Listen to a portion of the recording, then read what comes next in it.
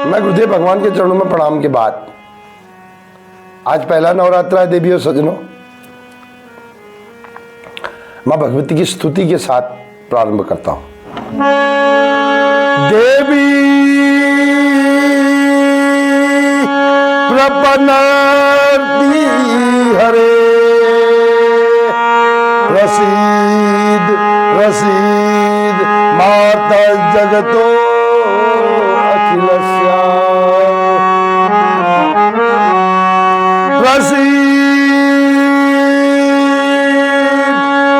विश्वेश्वरी पाहि विश्वम त्वमीश्वरी देवी चराचरस्य।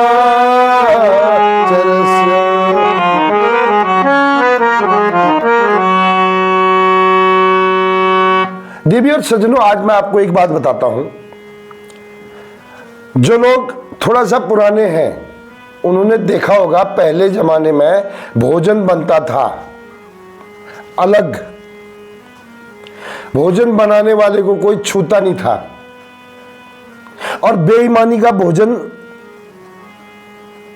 बनाना स्वीकार्य नहीं होता था पुराने लोगों को।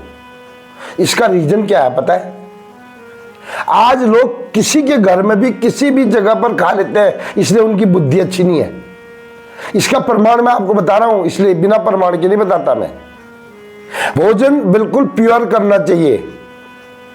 हम लोग प्योर करने का प्रयास करते हैं लेकिन लोग हमें प्योर भोजन करने नहीं देते। मैं सच बता रहा हूं, लोग किसी न किसी तरीके से खिला ही देते हैं।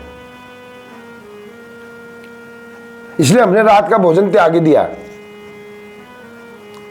रात को त्याग दिया कम से कम एक। देवी और सज्जनों, इस भोजन की बात बता रहा हूं मैं आपको। क्या हुआ था, भीष्म पितामह जब तीरों की सैया में पड़े हुए थे,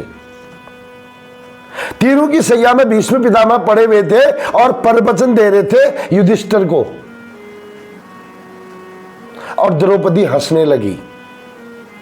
द्रौपदी हंसने लगी तो पांडवों को गुस्सा आ गया कि हमारे पितामह भीष्म इतनी अच्छी बात बता रहे और द्रौपदी हंस रही है।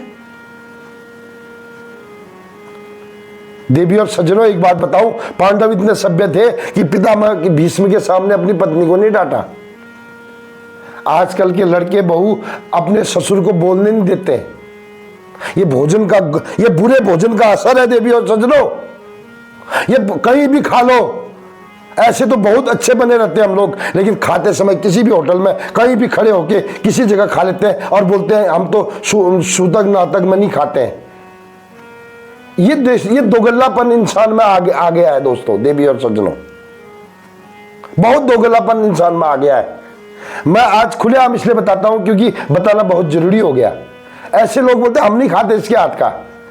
4 दिन, इस औरत को 4 दिन नहीं हुए, 5 दिन नहीं हुए, या इसको सूतक हुआ, इसको नातक हुआ है, लेकिन होटल में कहीं पर भी चप्पल में जूते में खा लेते हैं। इसका असर सुनो। भीष्म पितामह ने कहा, द्रौपदी तुम क्यों हंस रही हो, मुझे बताओ। उसने बोला, पितामह जब मेरे वस्त्र उतारे जा रहे थे ना, उस समय आप चुप थे और उस समय आपका एक ज्ञान कहां गया था। भीष्म पितामह आंखों में आंसू लिए बोले, देवी सुनो, तुम सही कह रही हो। मैं दुर्योधन का पाप का अन्न खा रहा था, मैं दुर्योधन का अन्याय का अन्न खा रहा था, अशुद्ध अन्न खा रहा था, इसलिए मेरी बुद्धि हराम हो गई है। मेरे सामने तुम्हारा अपमान हो रहा था, मैं उस अपमान को नहीं बचा पाया। ये भोजन का दोष था। आज भी लोग कितने घटिया विचारों के होते हैं, क्यों? भोजन का उनका सही प्रमाण नहीं है। भोजन ईमानदारी का होना चाहिए, भोजन शुद्ध होना चाहिए। देवी और सज्जनों, मैं खुलेआम इसलिए बोल रहा हूं क्योंकि बड़े बड़े ज्ञानी महात्मा लोग इसको सुनेंगे तो समझेंगे कि वास्तव में बात सही है। छोटे लोग जो कहीं भी खा लेते हैं उनको तो गुस्सा आएगा, वो तो सोचते हैं इसको मार दिया जाए तो अच्छा ही है। देवी और सज्जनों, भीष्म पितामह ने कहा, अब मेरा वो गंदे खून का खाया, गंदे विचारों का भोजन बनाया हुआ खाया हुआ वो खून सारा निकल गया देवी। अब मैं शुद्ध हो गया हूं अब मेरे विचार भी शुद्ध हो गए। ये सुनकर द्रौपदी भी रोने लगी। देवी और सज्जनों, आप व्रत करते हो, सब कुछ करते हो, लेकिन आपका भोजन शुद्ध नहीं होता है, कोई फायदा नहीं है। शुद्ध शाकाहार में भी प्याज लहसुन कई चीजें मना है, और कब भोजन करना चाहिए, कैसे भोजन करना चाहिए, किस प्रकार से भोजन करना चाहिए, बैठ के करना चाहिए, यह कार्रवाई हमारे सनातन में होनी चाहिए देवी और सज्जनों। और ऐसा होगा तो देखना आपकी बुद्धि बड़ी शांत रहेगी। और वैसे भी अब बुद्धि शांत रखने की जरूरत है, क्योंकि संवत्सर का नाम है रौद्र संवत्सर। तो मिलते हैं किसी और प्रसंग के साथ 24 घंटे की बात। बने रहे मेरे साथ। आइए एक छोटी सी जय जय मां, जय जय मां, जय जय मां, जय जय मां, प्रथम शैलपुत्री मेरी मां। प्रणाम।